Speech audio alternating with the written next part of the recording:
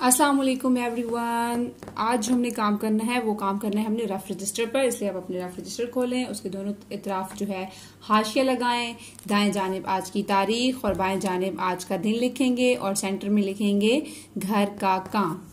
आज हमने दरख्वास्त लिखनी है, ठीक है। इस दरख्वास्त क्या होती है? जब आपने एक रिक्वेस्ट को भी कहते हैं, ठीक है। जैसे कि आप किसी इदारे में हैं और उस इदारे से आपने कोई रिक्वेस्ट करनी है, तो उसके लिए किसकी रिक्वेस्ट करनी है? अभी आप छोटे हैं, स्टूडेंट हैं, तो आप किस इदारे में जाते हैं? आप स्कूल जाते हैं, ठीक है। अगर आपको किसी वजह से स्कूल से छुट्टी चाहिए तो आप बगैर बताए छुट्टी करके घर तो नहीं बैठ जाएंगे। तो तरीका क्या होगा छुट्टी करने का कि आप दरख्वास्त लिखेंगे। इंग्लिश में एप्लीकेशन कहते हैं और उर्दू में दरख्वास्त कहते हैं। आपने घर से दरख्वास्त लिखनी होगी, उस इदारे को अपने स्कूल भेजनी होगी, ठीक है, कि मुझे इस वजह से छुट्टी चाहिए। तो आप की छुट्टी की कोई भी वजह हो सकती है, जैसे कि अगर आपको बुखार है जिसकी वजह से आप स्कूल हाजिर नहीं हो सकते तो आप फिर बीमारी की दरख्वास्त लिखेंगे।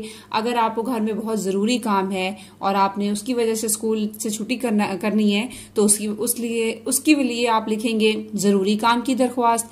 अगर आपके किसी रिश्तेदार की, अंकल की या घर में किसी की शादी है, उसकी वजह से आप स्कूल नहीं आ सकते तो फिर आप शादी की दरख्वास्त लिखेंगे, ठीक है। तो सबसे पहले जो है हम क्या सीखेंगे? बीमारी की दरख्वास्त।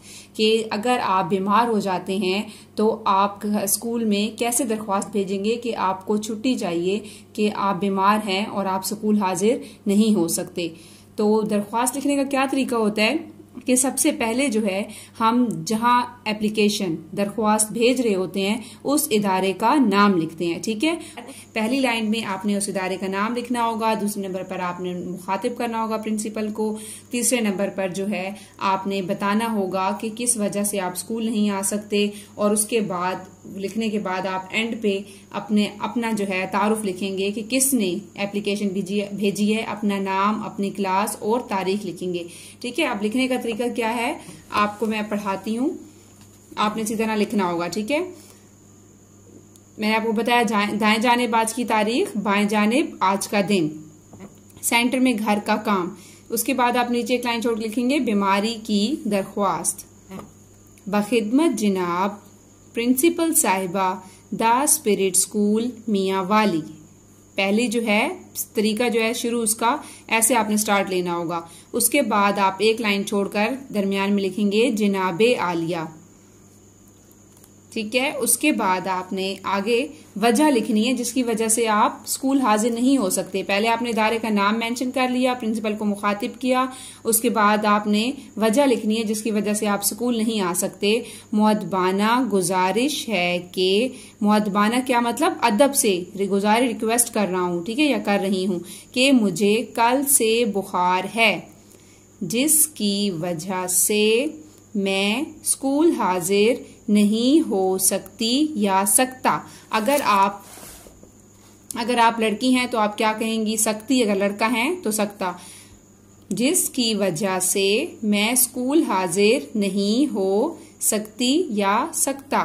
बराहे मेहरबानी एक यौम की, यौम क्या होता है? दिन। यौम का क्या मतलब होता है? दिन। एक यौम की रुखसत, रुखसत का मतलब है छुट्टी, रुखसत अता फरमाए, एक यौम की रुखसत अता फरमाए। अब यहाँ पे बच्चा जो है उसने एप्लीकेशन लिखी, उसमें क्या उसने कहा कि मैं अदब से रिक्वेस्ट कर रहा हूँ, ठीक है। मुअद्दबाना गुजारिश है कि अदब से वो गुजारिश कर रहा है कि मुझे जो है कल से बुखार है, इस वजह से मैं स्कूल नहीं आ सकता या सकती। तो फिर आप वो कहते हैं कि आप मेहरबानी करें और मुझे एक दिन की, यौम का मतलब है दिन, एक दिन की रुखसत, छुट्टी, एक दिन की मुझे छुट्टी दे दें। उसके बाद फिर क्या कहते हैं, आपने लेफ्ट साइड पर लिखना होगा, सेंटर से शुरू करना होगा, लेफ्ट साइड पे। अब यहाँ पे नहीं लिखना, यहाँ पे आपका फरमाए जहां पर भी आएगा आपने उस लाइन को वहीं पे खत्म कर देना है और नेक्स्ट लाइन पर चले जाना है और नेक्स्ट लाइन पर लिखना है आपकी ऐन नवाजिश होगी। ये आपकी ऐन नवाजिश होगी जो है आपने फरमाए के आगे बिल्कुल नहीं लिखना। मेरे पास जगह नहीं थी, लेकिन अगर आपके पास जगह है भी तब भी नहीं लिखनी, ठीक है। ये जो है इसके लिए नई लाइन इस्तेमाल करनी है आपने। सबसे पहले जो है आपने ये इदारे का नाम यहाँ पे लिखने के बाद ये आपका 2 लाइंस में ही आएगा। ये लिखने के बाद लाइन छोड़ देनी है। जनाब आलिया आपने सेंटर में लिखना है, फिर ये लाइन छोड़ देनी है, फिर नई लाइन शुरू कर देनी है और ये सारा जो है आप तरतीब से लिखेंगे अता फरमाए तक। अता फरमाए खत्म होने के बाद आपने दोबारा अगली लाइन पे चले जाना है और उसके दरमियान से शुरू करना है और लेफ्ट साइड पर ये लिखना है। ठीक है, आपकी एन नवाजिश होगी। अल आरिस, ये क्या है? अर्ज करने वाला। कौन है अर्ज करने वाला? ये रिक्वेस्ट कौन कर रहा है? आप कर रहे हैं। स्टूडेंट जो कि एप्लीकेशन लिख रहा है तो वो लिखेगा अल आरिस। सेंटर में लिखना है, जैसे आपने जनाब आलिया लिखा बिल्कुल उसी के नीचे। अगर आपका पेज खत्म हो गया तो आप नेक्स्ट पेज पर चले जाएंगे और वहां भी जाकर आप सेंटर में ही लिखेंगे। उसके बाद लेफ्ट साइड पर आप लिखेंगे नाम, यहाँ पर अपना नाम, क्लास जिस क्लास के आप हैं और तारीख जिस तारीख को आपने एप्लीकेशन भेजी है।